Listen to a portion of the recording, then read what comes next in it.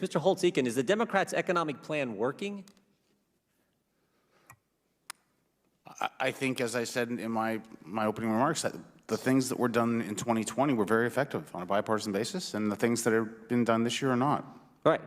The bipartisan CARES package PPP program worked, but in the last 9 months, we've went from rising wages to less purchasing power. Is that accurate?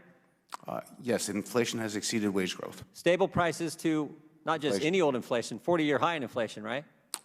First half of this year, the 50% of the CPI basket that is food, energy, and shelter went up 10% annual rate. Yeah.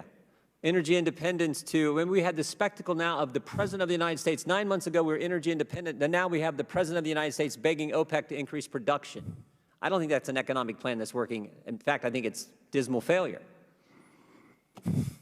He's nodding his head. Let the record show. The witness nodded his head. Have you ever seen a dumber plan than the Democrats? I mean, lock down your economy, spend like crazy, pay people not to work, and oh, for the people who are working, we're getting ready to raise your taxes. Could there be a dumber plan? As I said, we actually took the proposal seriously and ran it through something that looks just like what the Joint Committee would use for analysis, and it's a net negative for the U.S. economy. Net negative. Yeah, and American people are feeling it now. I mean, everywhere I talk. Let me ask you this. When you pay people not to work, should you be surprised when you can't find workers?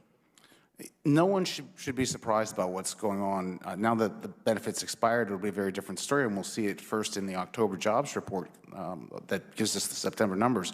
But, you know, we know from decades of research that if you raise the replacement rate, the fraction of your wages that gets replaced by UI, spells of unemployment are longer, and in the aggregate, unemployment is higher. Well established. This is over 100% replacement for 37% of American workers. I mean, no one would propose that in normal times, and to put it in place as the economy opened up, it just made no sense. You know, I mean, I don't know of any employer, there's probably a few, but everyone I talk to, across the 4th District of Ohio, across our great state, across the country. I was in Wisconsin over the weekend, and Minnesota over the weekend. No one can find. We were driving through Minneapolis on the way to the hotel because we stayed there the night before to fly out of Minneapolis on Monday morning, and I saw at a Mexican restaurant, taco stand, on the window, $15 an hour. I mean, as big, bold as you could see. No one can find people to work. It is everywhere. I have 3 openings I'd like to fill, and I'm going to raid your staff. Yeah, I hope you don't, but I understand. I understand the sentiment. I understand. When you tell people they can't be evicted, should you be surprised when they quit paying rent? No. No, I mean, it's like, it doesn't take a genius to figure out this is literally the dumbest economic plan I've ever seen. Now, when they worked in a bipartisan fashion at the start of this virus, when it hit us and we didn't know exactly what was there, we did some things that everyone I've talked to, the same employers that tell me now they can't find workers are the same ones who said, thank you for the PPP program. Yeah. Thank you for what you did initially when we had so much uncertainty around what was going to happen. But now it absolutely makes no sense where we're going. I think the PPP program is the single best fiscal response we've ever seen. The SBA got $32 billion out the door in 2019. They got $500 billion out in a month. Yeah. And it was an extraordinary lifeline to people and to the small business infrastructure of this economy. Yeah. Now, last question. I'll let you take whatever time you want on this last one.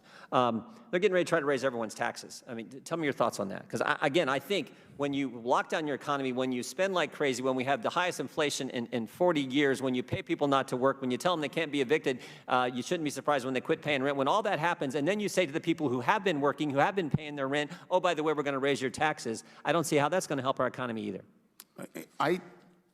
As I said, we ran this through some serious scrubbing because I would talk to my colleagues across the aisle in the economics profession and say, can we both agree that this proposed 3.3 it was on the campaign tax increase is a bad idea? And they'd say, yeah, but the spending is going to be so good you don't have to worry about it. And so I think it's not only is the overall level troubling, the way it's being done is even more troubling.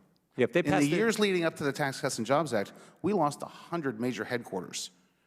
And in the years since, 0. Right. And we're going to go right back to the 3rd highest corporate tax rate in the OECD and a very high global worldwide tax. That's exactly the recipe that got us in trouble to begin with. And so the way that taxes are being raised is as troubling to me as the aggregate numbers. Thank you, Mr. Chairman. I yield back.